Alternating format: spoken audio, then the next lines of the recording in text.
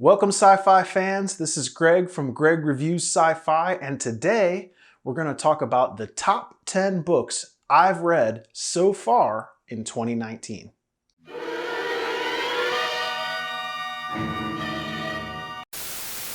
In the number 10 spot, Rogue Starship by David Alastair Hayden. Now this is book 1 in the Outworld Ranger series, and I really enjoyed this book.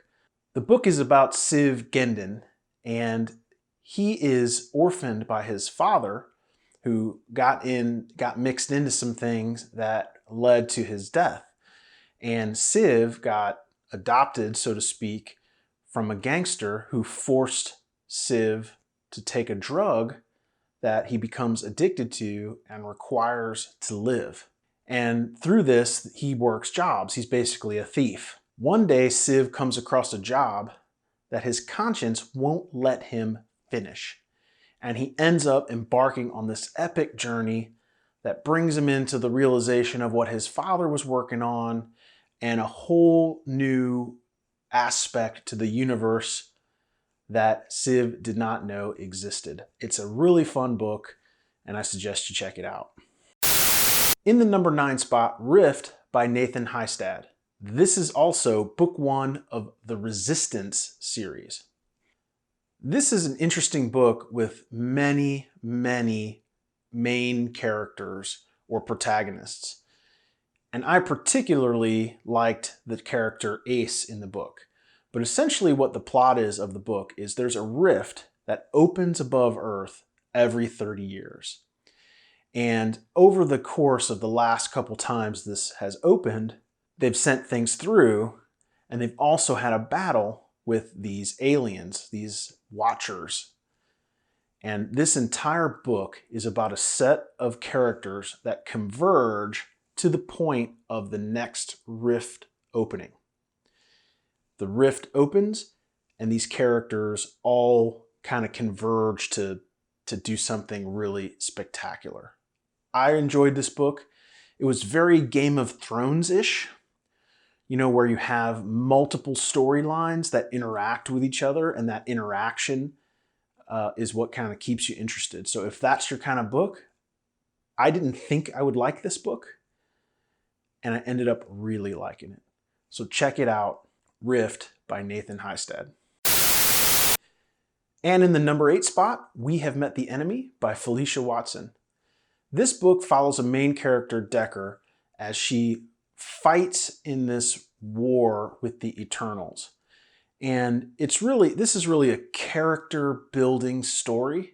It focuses almost exclusively around Decker and her family and social interactions and her growing up, but it's all about how she becomes this kind of awesome fighter and kind of a chip on her shoulder as she elevates through this military world and ends up on a ship sent out to end the Eternals' threat once and for all.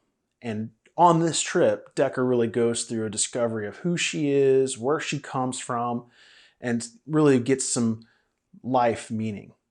If you like stuff like that, mixed in with some really great sci-fi, so character building, like not really a coming of age, but really just a maturation story from an adult perspective.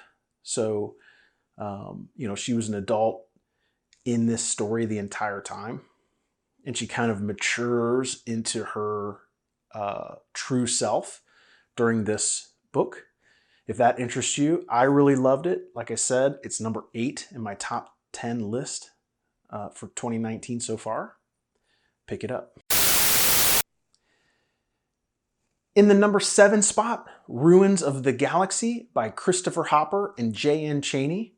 This is kind of a military sci-fi, space opera, space fantasy following Lieutenant Magnus, who is in the Marine Recon, and Owen, who is a Luma, which is like in this book, it's like a dignitary or a ambassador or a negotiator. And those two characters converge on this in this negotiation of a species that wants to essentially surrender and join the Republic. It's a very awesome book. Like I said, it's number 7. It's fast-paced. It's the beginning of a series, Ruins of the Galaxy, and I really love Hopper's writing, and Chaney really wraps it up and packages it into a consumable, awesome book. Now, number 6 on my list is a little different. It's an entire series. So it's called the Forever Life series by Craig Robertson. And the reason I put this is a 6-book series, and the reason I put the entire series on there in the number 6 slot is because this series blew me away. It is really great. I read them one after the other, like pop, pop, pop, pop, pop, pop, pop, pop, and I could not get enough. This series follows John Ryan as he volunteers to be converted into an android in order to find habitable worlds for humanity. So he's sent off into space to find a habitable world for humanity. Essentially, a cosmic event happens that knocks Jupiter, I think, off of its orbit, and it's going to hit the Earth in some number of years. And only an android can go out and find these planets and send back the data of where to go so that Earth can leave, it can build colony ships and head there for when Earth gets smashed. Like I said, this is an amazing series. So really that entire storyline that I just gave you is just book 1. And it goes completely through kind of this journey of John Ryan as he saves humanity. And humanity builds, these colony ships, and what happens, and there's political intrigue, and there's aliens, and there's battles, and there's war, and it's really phenomenal. It reminds me a lot of Dennis E. Taylor's Bobiverse, but it's completely different. But it's kind of the same overall premise, which is such a cool premise, just executed differently. So if you're fans of the Bobiverse, pick up John Ryan, the Forever Life series. You will absolutely love it. This is a phenomenal set of books. And in the number 5 spot, speaking of Dennis E. Taylor, Outland. Outland really surprised me. It came out as an Audible original audiobook. And I was actually contacted by Audible to review this book, this audiobook. And I said, Dennis E. Taylor, if he wrote a story on the wall in his bedroom, I would pay a ticket to go to his house and read it. I really love Taylor. I think he writes some amazing stuff. And Outland is no different. It's completely, it's not the Bobiverse. It's not his space or fantasy stuff that he writes. It's about these college students that invent a portal. And this portal takes you to the Outland. And it just so happens, as this portal is created and invented, it's needed. And I don't want to give you any more spoilers than that, but things happen that the college kids are called into action to use the portal in order to do good things. I can't recommend this highly enough. It is an unbelievable audiobook. I read it in one sitting, and I couldn't put it down. I could not stop it.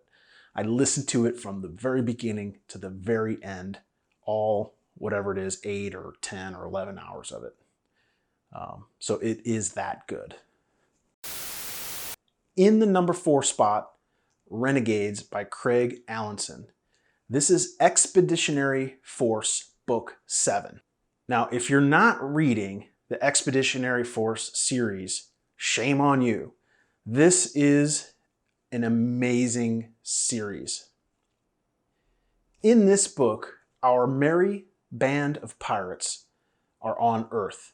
And of course, the Earth government does some stupid things that require our pirates to jump back on the Flying Dutchman and go out and save the universe, the world, the planet, basically everything. The key people in this book are Joe and Skippy. Skippy is a elder AI that Joe literally found on a shelf on a world that he was stuck on. It is absolutely hilarious.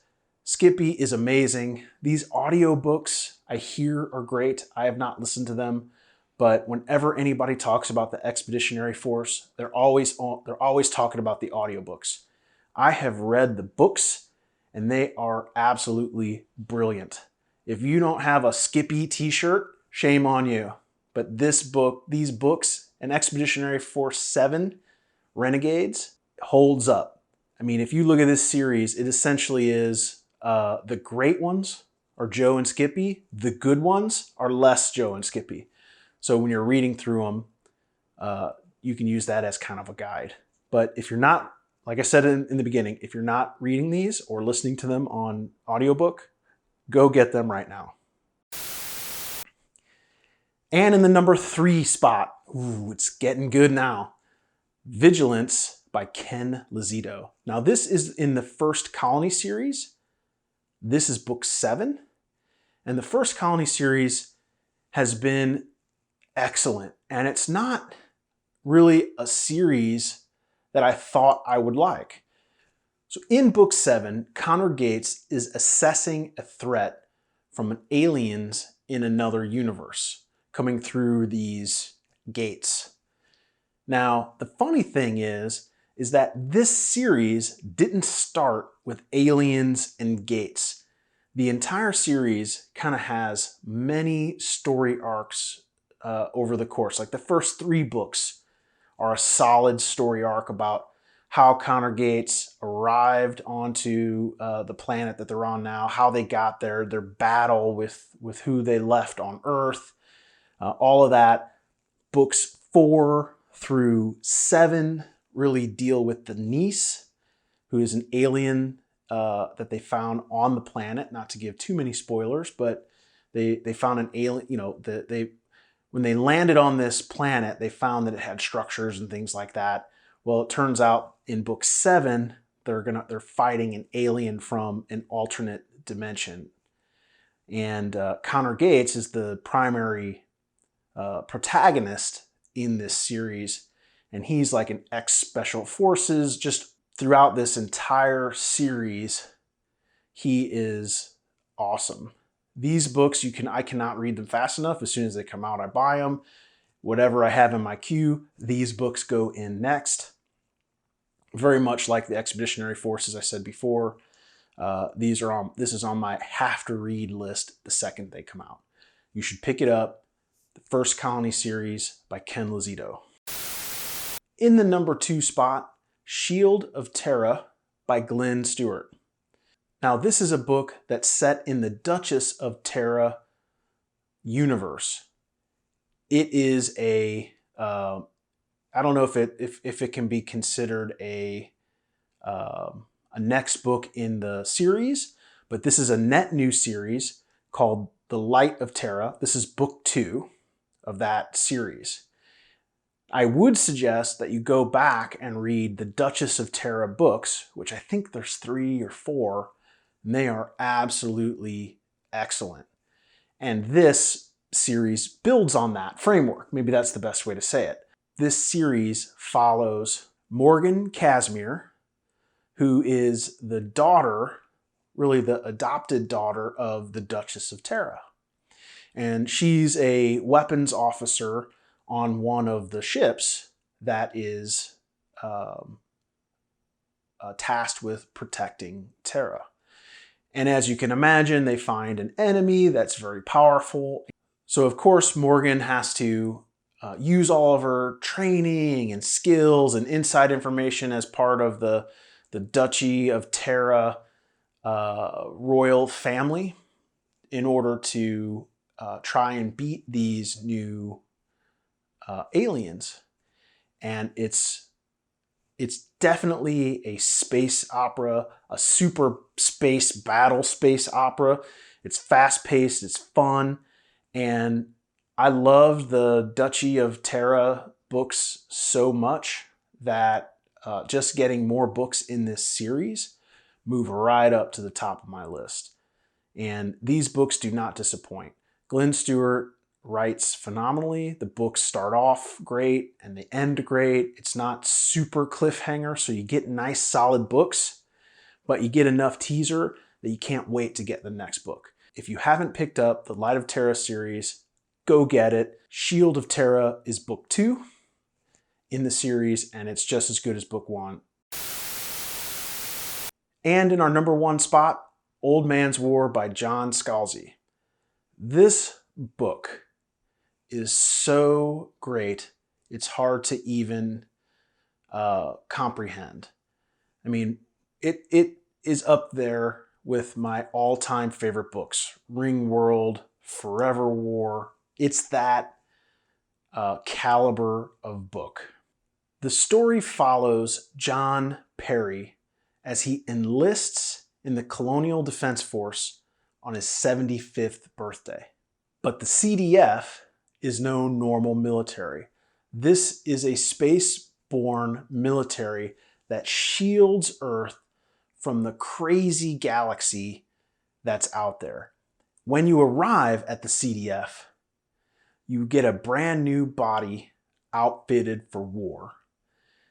And the goal is, if you survive, you get to start again, all over, another life. John Perry is excited about this. This is what everybody dreams of, is another chance. Even if he lives 5 more years, he wasn't convinced he was going to live 5 more years on Earth. And they're going to be 5 great years instead of 5 maybe not so great years. Old Man's War is unique in the fact that it gives us a glimpse of how we may think towards the latter pieces of our life. And in this book, our character gets options that we don't have. And we get to see how those options end up, not only from a character battle fighting point of view, but as an emotional kind of older person in a young body. What would you do? I mean, I think every human has thought, if I could go back, I would do it differently. And John Perry gets that chance. If you haven't read this book, go out and get it. It's not only my number 1 book that I've read so far in 2019, but it's got to be in the top 10 of my all-time favorite books ever. John Scalzi is an absolute master at sci-fi.